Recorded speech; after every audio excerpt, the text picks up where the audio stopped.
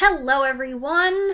Well, as promised, here's a video where I'm just going to talk about the Godzilla King of the Monsters soundtrack. I did talk about it a little in my review of the movie, I had to, but I also have to do this separate video so I can talk about it to my heart's content. If you've clicked on this video, I presume you're okay with that and you have a pretty good idea what you're in for here, so I'm just gonna let loose. And yes, like when I reviewed the Best of Godzilla 1984 to 1995 CD, I'm gonna try to get creative to avoid copyright quagmires, but it's gonna be even more difficult to do that with this than it was with that CD, so get ready! So let's hang out for a while and talk about this music. Here it is. This is the 2-disc soundtrack for Godzilla King of the Monsters, score composed by McCreary, with themes by Akira Ifukube and Yuji Koseki. This has 2 discs. I think I told you when I showed it to you a few weeks ago that I wasn't expecting that, but I prefer this. The playlist that I saw for the 1-disc soundtrack had the soundtrack in kind of a strange order. It took some stuff from the end and put it at the beginning, and I didn't like that. This soundtrack plays the music in the order that it appears in the film. I will say this about it being 2 discs.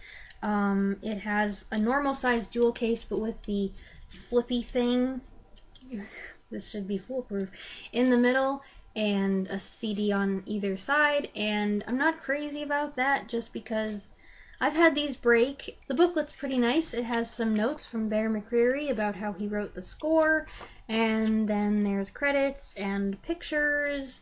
Lots of pictures, which is really cool. I'm sure you recognize some of these from the video, although these are much better quality pictures than anything that I put in my review.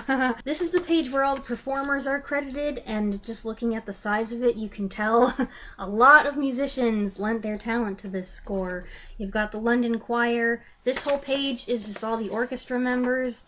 You've got the different voices, the Buddhist chants. It was an intense production. Okay, Disc 1, Track 1 is Memories of San Francisco, which starts out slow with a troubled, foreboding string melody, which gradually builds with the introduction of drums and voices, something that there's a lot of in this score. McCreary incorporated Japanese taiko drumming and choirs and monk chanting, and that's in addition to the classic themes. This is the music that opens the whole film. It plays over the legendary logo, and then we have the flashback of 5 years earlier.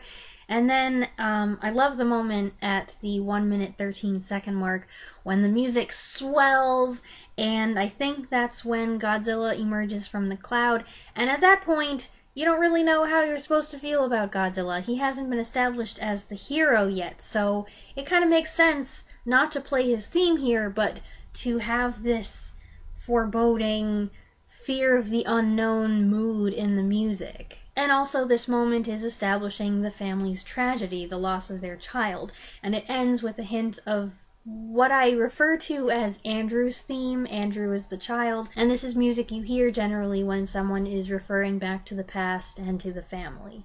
Track 2, The Larva, has a lot of intensity and is heavy on the lower strings, and it's funny because this is only track 2. We're already so epic and so intense, and it's like, the movie's just started. Barely anything has happened yet. Things get kind of crazy and frantic, and then it ends with a soft hint of Mothra's song after the orca has calmed her down. I like how the various motifs in the score make it easier to identify what must be happening on screen.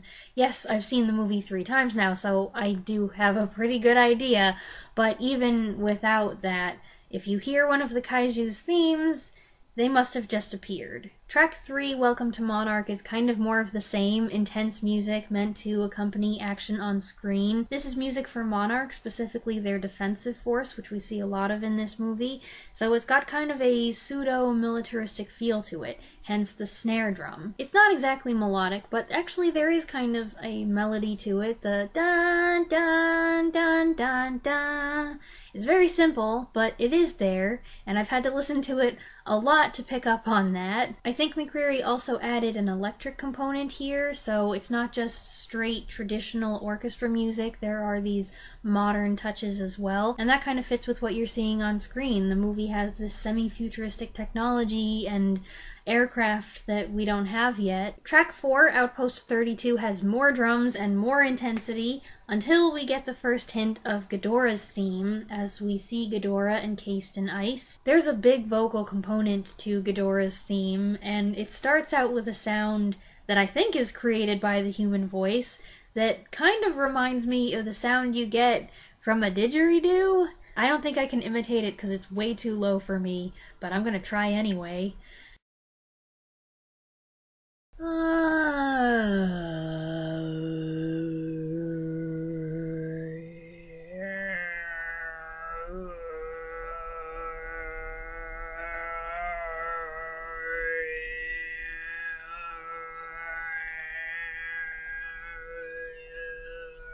Okay, that was painful. And then there's this chanting. I have no idea what they're saying, but it sounds to me kind of like an invocation. Then we go into a different section with more intense lower strings, good stuff, and then more drums, finally ending with a bit of Andrew's theme again. Track 5 is called Icebreaker, haha, and we have more foreboding action music. Honestly, for the most part, none of this music is the reason why I wanted to own the score. There are some good moments, but there's nothing super exciting about these early tracks, and it's not exactly the kind of thing that I would prefer to put on in the background. I did have it on in the background the first time I listened to it, and for the first 20 minutes, it made me feel pretty stressed. This track has more action music. This is when the outpost is blowing up and people are chasing each other and trying to get out of there, so you know, it's frantic. We've got what I call the didgeridoo noise, and then the spooky chanting, and then at 35 seconds in, there's this really cool downward slide, which makes me feel like electricity powering down. It gets really big at the end with a slowed down lower brass version of what turns into Ghidorah's theme, which is perfect because track 6 is Rise of Ghidorah. Here we go! Ghidorah's got this menacing, intimidating theme with lots of bass line. There's a heavy vocal component, and I wonder if the layering of multiple voices is supposed to relate to Ghidorah's multiple heads. So the lower brass is over here like bum, bum, bum, bum, bum, and the strings are on the other side freaking out like da da da da da da da da da da da da da da, and the whole thing builds up really nicely, and it's so fitting for Ghidorah as the big baddie in this movie, and I mean big, like he seems huge for him to have an equally huge musical theme. Track 7, Old Rivals, starts out with a dull, kind of whistly roar like something you might hear in a blizzard, and then it has this charging sensation, and it builds up and up and up and up, and then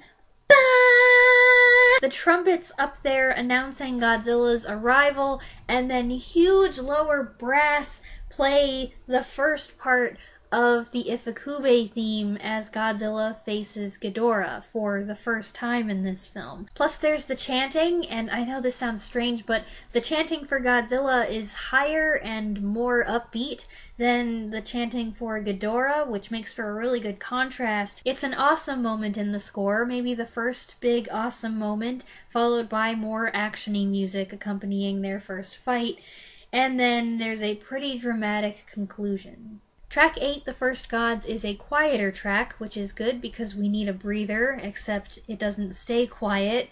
Nothing in this score stays calm for long. And there's a return of whatever you want to call that theme that we first heard in the first track, Memories of San Francisco. And after that, track 9, Rodan, my favorite! I can't even articulate everything I love about this. Everything that's going on with the music, the percussion, the brass, the strings, it's just... Specifically the bongos at the beginning, it starts with this drum roll, and then there's the lower brass notes, which I can't possibly replicate because my voice doesn't work like that. Bah, bah. And then the French horns. Wah, wah, wah, wah. those crazy strings. Da, da, da, da. And then it kind of steps back for a second, and you've got the lower strings, I don't know, the cello, the contrabass going da da da da da da da da.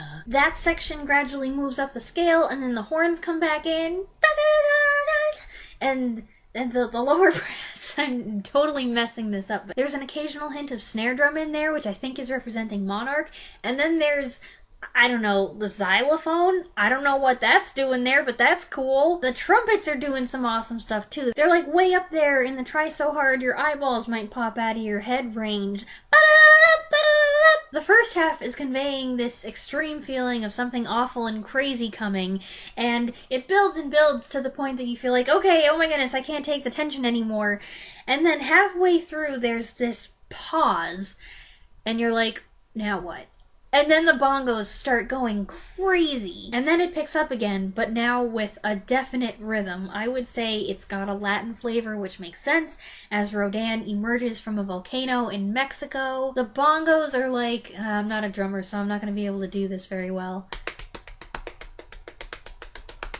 And then the whole thing picks up again, and the elements are the same. You've still got the French horn going,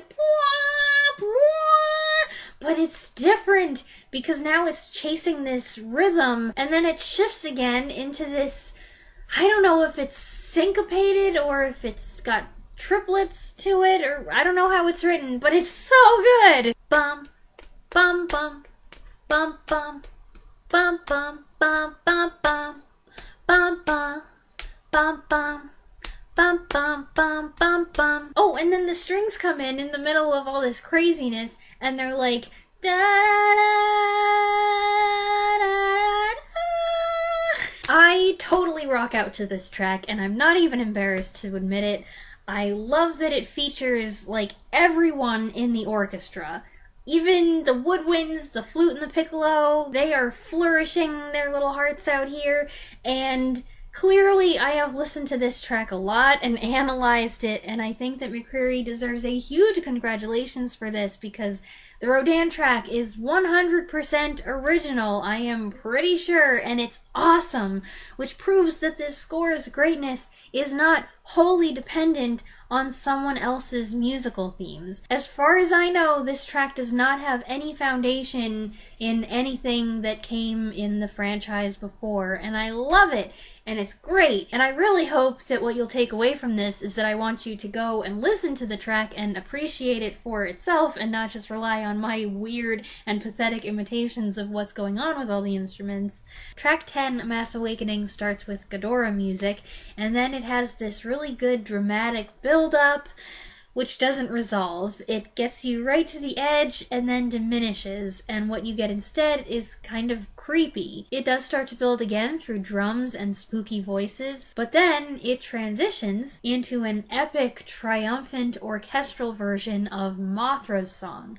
So I'm thinking this is the part where she emerges from her cocoon under the waterfall. This is gorgeous. I am only mildly frustrated that it doesn't resolve the way I expect it to. You've got the Mothra song going along, da da da da da da da da da da da da da da.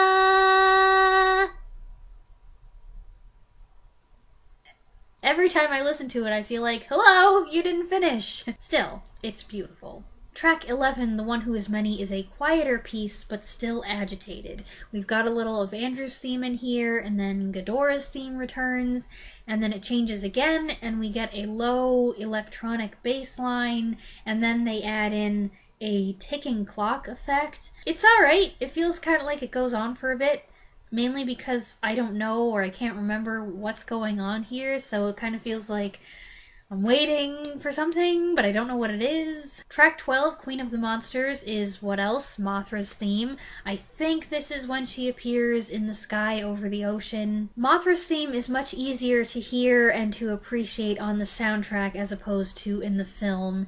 Fortunately, McCreary adapted it with a very full, epic sound, and you can hear that in the film fine, but the quieter parts leading up to that are very subtle, and because there's so much other stuff going on in the movie, you don't hear it as much, and I find that disappointing. But it sounds really good on the disc, and I do appreciate that McCreary has adapted Koseki's theme into a whole new thing. And then at the 2-minute mark, it gets bigger, and Monarch's theme, or what I think of as Monarch's theme, has a resurgence and sounds kind of like rescue music. Track 13 is titled For Andrew. It is the fullest and saddest version of the movie's emotional theme on the soundtrack. And with the bells added in here, it sounds a little bit like a lullaby, which is appropriate. Track 14 is Stealing the Orca, which goes back to the more action-y sounding music, but with the lullaby theme snuck in there. Track 15, The Hollow Earth, is dark and mysterious with a deep choral component, but different from Ghidorah's theme, different from any of the other choral components here.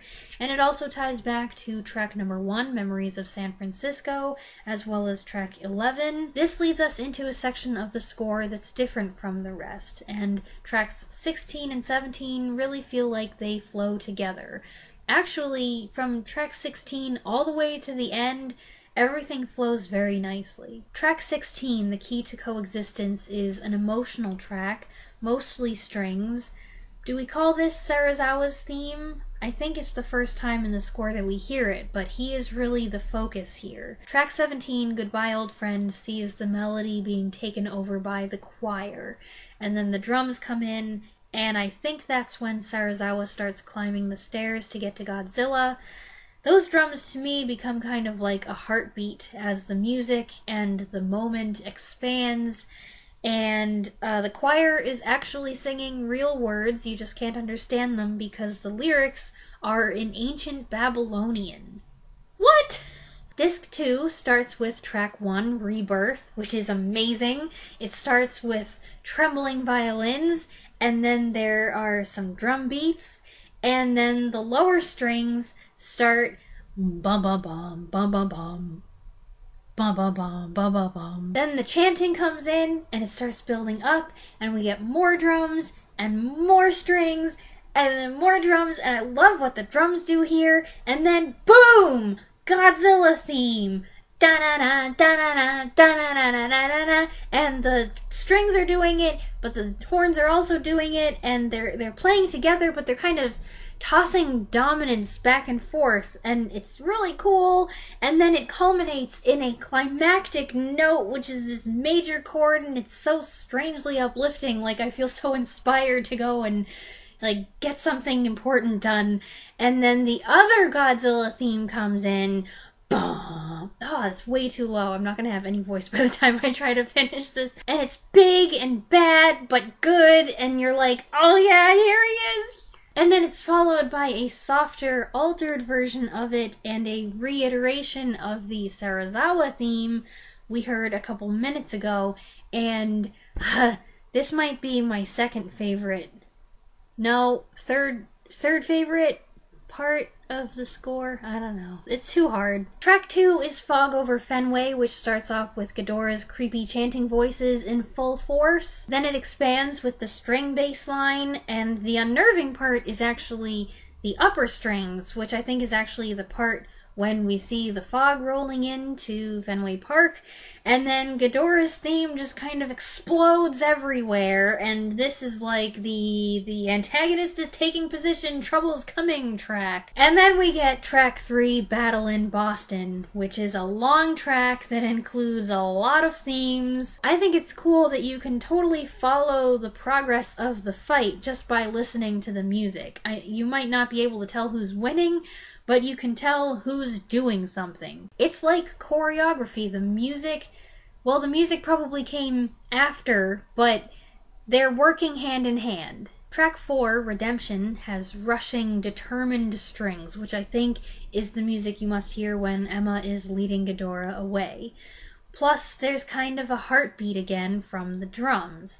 Then, at the 2-minute 10-second mark, we have Andrew's theme again, and then that theme plus Serizawa's theme kind of come together. It builds up to the point that you're like, okay, there's gonna be a big emotional resolving chord here, right? But there isn't! It abruptly holds off. because the big resolution is coming. Track 5 is King of the Monsters, and the beginning reminds me of the THX logo, with the strings and the choir building up chromatically, almost to the point that you can't stand it anymore, plus there's the drums and Godzilla's choir, and then at 27 seconds in, there's a new variation on Godzilla's theme, and I love it, but it's so hard to sing along with, which just drives me crazy because I want to sing along with it so bad. It's like dun dun dun dun dun dun dun dun dun dun dun dun dun dun dun. There's these awesome chords and arpeggios, and it sounds great, and you're like, yeah, Godzilla's winning!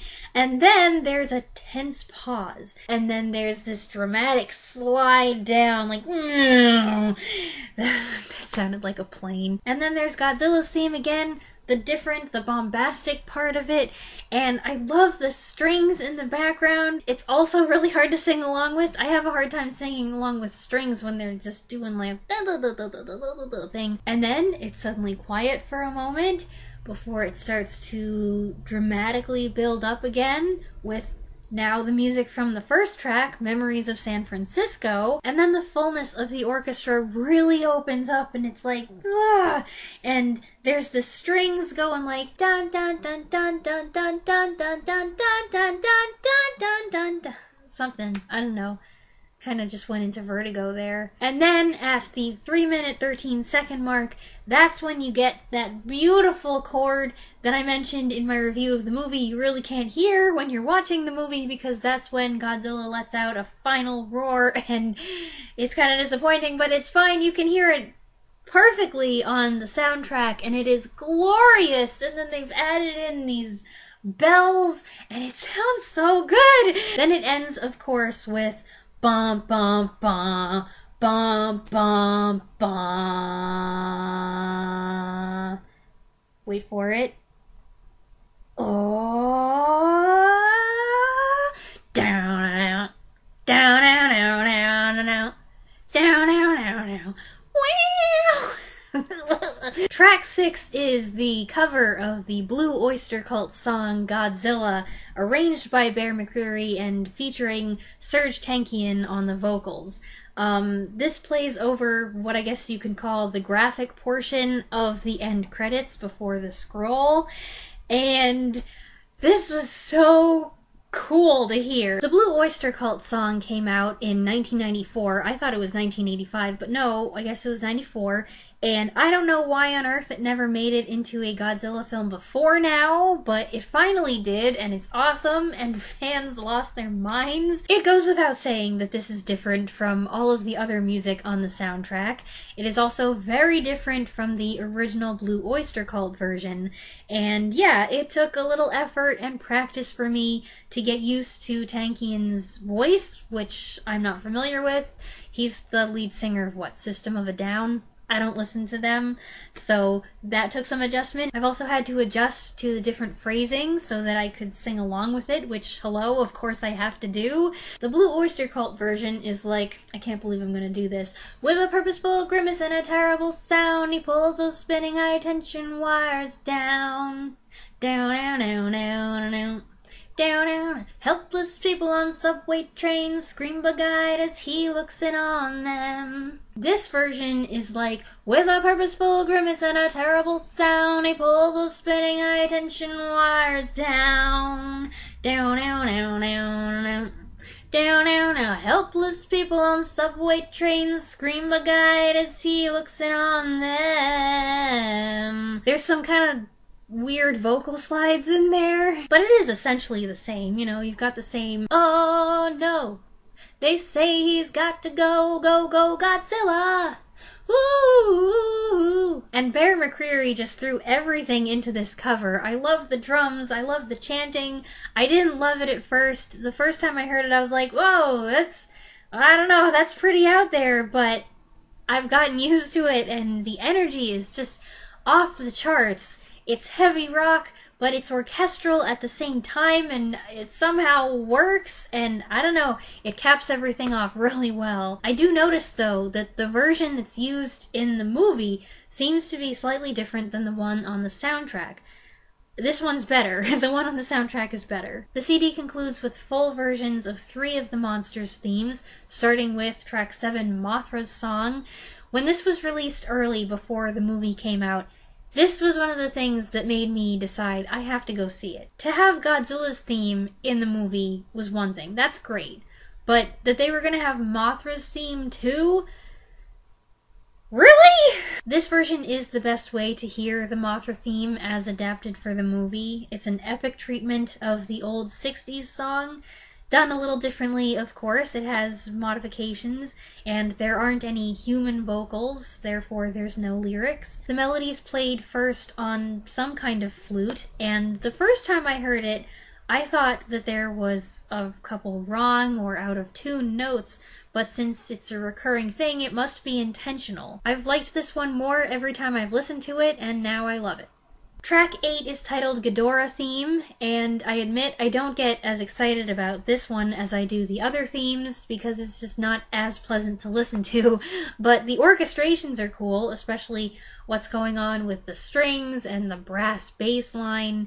It's a good, strong theme to counter Godzilla's. And the soundtrack ends appropriately with track 9, Godzilla Main Title, which is Bear McCreary's more traditional tribute to Ifukube's Godzilla theme. It's a great rendition. I love the energy. I love the pace and the fullness of this. The strings are so clean and sharp and just delicious. And I love when the trumpets join in. And then at the 1 minute mark, of course, there's McCreary's own touch with the chanting, and then the chords toward the end are just like, it just sounds so full and pure and classic. And then it ends similarly to the way that King of the Monsters ended, with the bum bum bum bum bum bum, except it does that twice, and then the chants are like, oh. And pretty much every time I reach that exhilarating end to the soundtrack, I'm so pumped up that I'm just like, yeah! So, okay, I've just taken you through all of the Godzilla King of the Monsters soundtrack. I admit I am disappointed that McCreary apparently has not done the music for Godzilla vs. Kong. I had visions of all kinds of wonderful musical things dancing in my head, either bringing back the music from the 1933 King Kong, or bringing back, what would make more sense, bringing back Ifukube's music from King Kong vs. Godzilla. Plus, I think having the same person do the music would be good for series continuity. But Godzilla vs. Kong is going to be the 4th film in the Monsterverse, and they haven't had the same person do the music for any of the previous 3, so clearly that's not a priority. But to be fair, when I heard that Bear McCreary was going to do the music for Godzilla King of the Monsters, I wasn't exactly excited. I definitely was not prepared for the aural treat that this score turned out to be, so maybe I'll be pleasantly surprised again. We'll just have to see.